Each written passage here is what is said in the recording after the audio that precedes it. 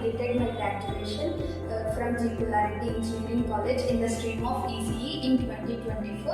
I have joined Qspiders in the month of November 2024. I got placed in the month of July 2025. The faculty of the Qspiders trained me a lot with real-time examples and real-time scenarios, which helped me to crack the interview. And the group discussions and presentations conducted by the faculty helped me to gain confidence and to improve my communication skills, which helps me a lot in the interview and to crack the interview. And next, the HRs helped me to add for the requirements. The continuous requirements helped me a lot to gain experience in the interviews. I once again thank Qspiders to help me to crack my dream job. Thank you.